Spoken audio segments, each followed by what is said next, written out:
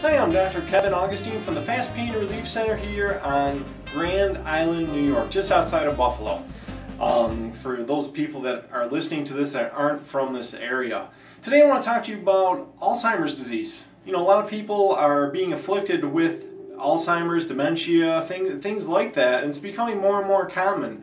And one of the biggest questions that I often get is why? And my answer usually is something along this lines that, you know, the things that we're doing now as you know, consumers, whether it's what we're eating, what we're watching, what we're listening to, different things like that, as well as genetic susceptibility as well, can influence how our brain functions. So, you know, things, if you go back 40 years, 50 years ago, things were a lot different.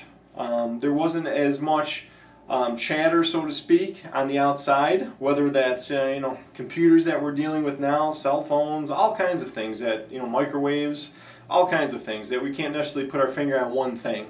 But, you know, there's a lot of things that are different. And so for people that have Alzheimer's, obviously, you know, you've been to a lot of doctors already. And it's a frustrating condition and very sad condition to treat, because, you know, the person that you once knew, you know, spouse, significant other, you know, they're not acting like they used to act. You know, maybe they don't even know your name anymore. And, you know, it's very sad, and it breaks my heart when I examine, you know, patients that have Alzheimer's disease, that, you know, again, they're just not the same person their spouse or significant other says, or a family member. You know, a lot of times they have to, they can't live alone, obviously. You know, there's different stages of Alzheimer's, but, you know, when you get to that stage where you can't do things on your own, in fear of that you may hurt yourself, or maybe a slip or fall, or, you know, they're leaving on the stove when they shouldn't be, or leaving water on. So obviously you can't have that, and it's time to get some type of intervention. Now, the earlier you can get this intervention, the better off you are, and there's more of a chance to help. Now, what I'm going to tell you a little bit about today is a possible solution to Alzheimer's. And don't get me wrong here, I'm not saying that I can cure Alzheimer's disease. What I am saying, if you can catch it early enough, early Alzheimer's, and some of the things, the symptoms that go along with that, you can manage it better. Again, I'm not saying we can cure it, but we can manage it a lot better, which makes it significantly easier for the caregiver. And even better if you can keep the person at home.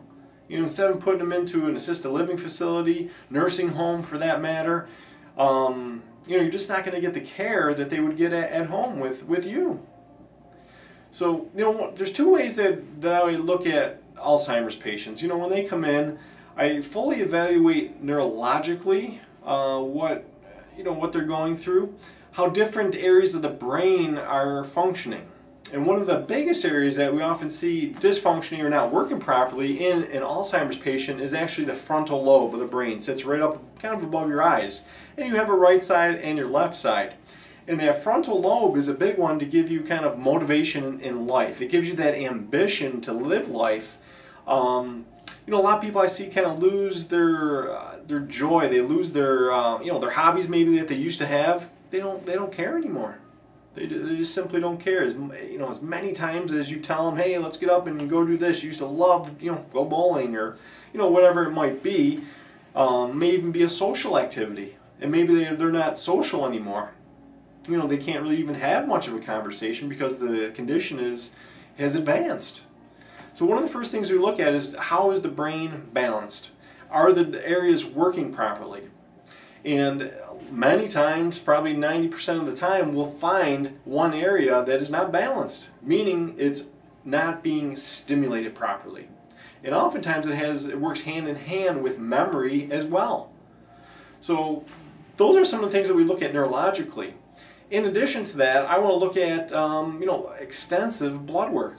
I want to look at and see if there's, you know, how's the blood sugar, how is the, you know, cholesterol, all those things that you may have had done by another doctor. And we'll certainly get all the test results that you've had, whether it's blood work, MRIs, CAT scans, brain scans, anything like that. I want to look at and see if possibly there may be some help for you. So if you're listening to this as a caregiver and you're frustrated and you're looking for answers, then what you need to do is call my office, or you can fill out the form right below and tell someone that at my office that you saw us on the internet and that you want your 2 free visits. And a lot of people kind of say, why do you offer 2 free visits? People are going to take advantage of you. You're giving that away. Well, let me start by telling you this. There's going to be some people that may take advantage of me, but the more people I can help, the more people I can serve, the better it is. Again, helping an Alzheimer's patients, again, to communicate, to be able to get a little bit of memory back, to be able to live their life a little bit better, I mean, that's huge. And I just had a patient recently with that. We used some different cue cards with her, as far as different, an apple, an orange, a light. They're basically kids cards. And we had to kind of match her where she was at. But she couldn't, the first time we examined her, she couldn't even name those. Simple things for you and I, but for somebody that has Alzheimer's, things aren't working properly, as you well know. So what we're able to do with the treatment with her is stimulate the area of the brain using something called an interactive metronome to help stimulate the brain and get it working again. And within about 4 to 6 weeks, she was able to start rattling through these cards, and there's probably about 52 of them. She would get at least 80% of those correct now. So that was pretty cool to see, as well as being able to do some more things at home better, activities of daily living and things like that. So if you are looking, for some help for a loved one that has Alzheimer's disease, you are in the right place. Again, my name is Dr. Augustine. I've been treating chronic pain patients for over 12 years now, and there's some new breakthroughs that are out there for natural pain relief.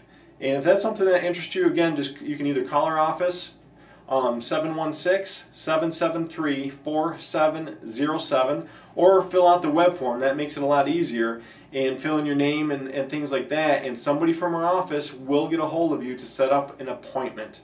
So again, this is Dr. Augustine. I hope you enjoyed this video, and if you have any questions in the meantime, don't hesitate to either email me or just phone me. And if it's a quick question, I'll be sure to get that answered for you. God bless.